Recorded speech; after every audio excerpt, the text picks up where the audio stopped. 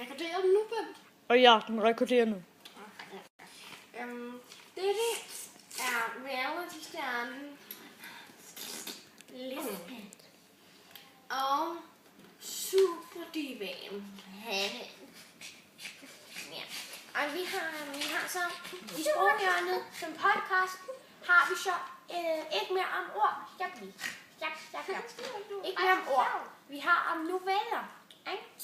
Og så har vi så den her novelle, der hedder Colosseum. Og nu vil vi læse et lille kort referat. Et lille kort referat.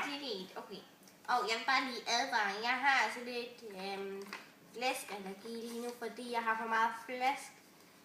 Og ja, det var bare lige det. Spækallergi. Nå, stop. Okay. Nu kommer referatet.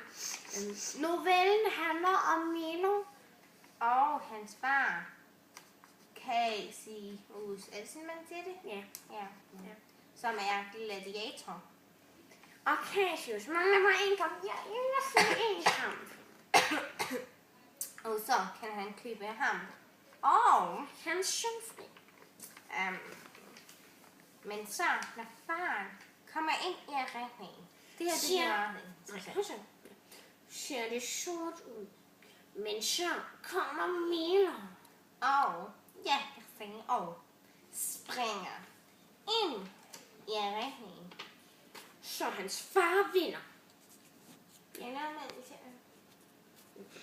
Nej, men i hvert fald. Så det var det korte referat, og nu skal vi sige noget om novellens temaer. det hedder novellens, ikke novellaen. Ja, novellens temaer. Det er Familie, venskab og familiekærlighed. Og familiekærlighed, det er fordi, at Milo han elsker bare sin far så højt. Ja, det gør han virkelig. Så han vil rigtig gerne kæmpe for ham. Det er bare så smukt. ja, og så er der venskab, fordi at ham der, Cassius, han har også nogle connections til hans venner, som der så også er gladiator. Og så, ja, de der connections, det kalder vi så på gammeldansk venskab. Ja. Altså familie, fordi det er jo familie, ikke? Ja. Og ja, her kommer der noget om, hvordan personerne er. Faktisk kun Milo. Men altså, Ja. mange. Okay. Milo er modig. Nu kommer der for eksempel fra teksten. Eksempel. Nej, råbte Milo og sprang ind i arenaen. Det var ikke godt, man kan sige det igen. Milo er modig. Et eksempel. Nej, råbte Milo og sprang ind i arenaen. Ja, det var meget bedre. Okay, her kommer der et eksempel mere på teksten. Ja. Milo han er jo ikke så stor, så her kommer der et eksempel fra teksten, hvor han ikke er så stor. For eksempel.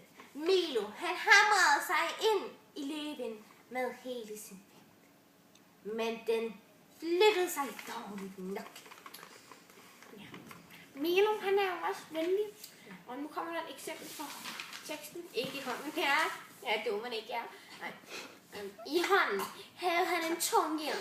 Han havde brugt hele morgenen på at polere. Ja, Jeg kan ikke høre dig for de snot. Nå, okay. Ja, så er det så mig. Historien foregår i en provinsby i det gamle. wow. Ja. Jeg har faktisk været vagt. Og hvad er genren så? Genren er jo realistisk, for det her er noget, der kunne ske i det gamle Rom.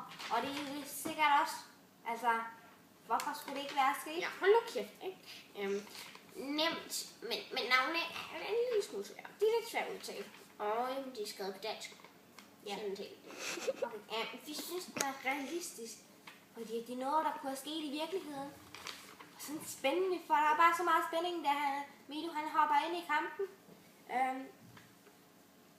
Ja, og så fordi at man bliver helt stresset, og det er bare noget, der kunne være sket i det gamle Rom, og det er bare så spændende. Ja, altså Rom er ret meget det noget, ja.